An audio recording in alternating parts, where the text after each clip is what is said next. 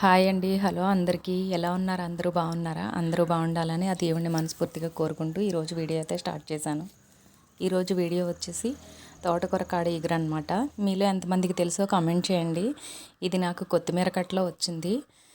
మట్టిలో నాటాను అనమాట. ఇంత మొక్క అయింది. దీని కర్రీ చేశాను. దీని తయారీ విధానం చూద్దాము.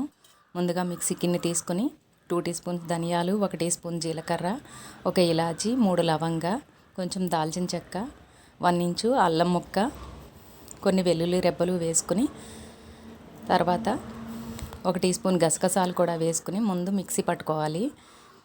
ఇలా మెత్తగా మిక్సీ పట్టుకున్న తర్వాత 1 కప్పు ఉల్లిపాయ ముక్కలు వేసుకుని ఒక పల్స్ ఇచ్చుకోవాలి. నీళ్ళేమీ వేయకుండా ఇలా మిక్సీ పట్టుకుని పక్కన ఉంచుకోవాలి. ఇప్పుడు స్టవ్ ఆన్ చేసుకుని ఒక బాండి పెట్టుకుని ఆయిల్ వేసుకుని ఆయిల్ హీట్ అయిన తర్వాత మనం మిక్సీ పట్టుకున్న ఉల్లిపాయ పేస్ట్ వేసుకుని వేయించుకోవాలి. దోరగా వేయించుకుని తర్వాత కట్ చేసి ఉంచుకున్న టమాటా ముక్కలు వేసుకోవాలి. అలాగే పచ్చిమిర్చి కూడా ఘాట్లు పెట్టుకుని వేసుకోవాలి. ఇవి కూడా కొంచెం మగ్గించుకోవాలి. మూత పెట్టుకుని టమాటా మగ్గే వరకు మూత పెట్టుకుని మగ్గించుకోవాలి. ఇలా మగ్గిన తర్వాత నారు తీసి ముక్కలుగా కట్ చేసుకున్న తోటకూర కాడ ముక్కల్ని వేసుకోవాలి. అవి కూడా కొంచెం సేపు మగ్గించుకోవాలి. ఇలా మగ్గిన తర్వాత నేను ఆకు కూడా తోటకూర కూడా తీసుకున్నాను. పురుగేమీ పట్టలేదని తోటకూర కూడా తీసుకుని కట్ చేసి ఇందులో వేసేసాను. అవి కూడా 2 మినిట్స్ పాటు మగ్గించుకొని ఇప్పుడు శుభ్రం చేసి పెట్టుకున్న పచ్చిరొయ్యలను వేసుకోవాలి. నాన్ వెజ్ తినని వాళ్ళు పచ్చిరొయ్యలు స్కిప్ చేసి వేయించండి.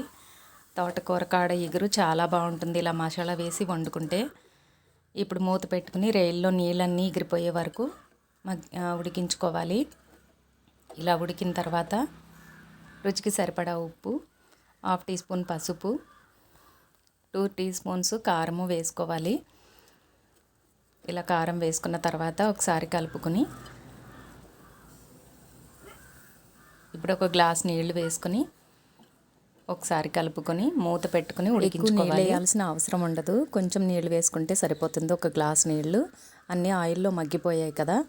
ఇలా మూత పెట్టుకుని ఉడికించుకోవాలి. అలాగే అడుగు పట్టకుండా మధ్య మధ్యలో కలుపుకుంటూ ఉడికించుకోవాలి దగ్గర పడే వరకు. రైస్లోకైనా చపాతీలోకైనా చాలా బాగుంటుందండి. చూసారు కదా. ఇలా దగ్గర పడే వరకు ఉడికించుకుని స్టవ్ ఆఫ్ చేసుకుని సర్వ్ చేసుకోవడమేనండి. చాలా బాగుంటుంది. వీడియో నచ్చితే లైక్ చేయండి. అలాగే మన ఛానల్ని కొత్తగా ఎవరైనా చూస్తే సబ్స్క్రైబ్ చేసుకోండి. Thank you for watching.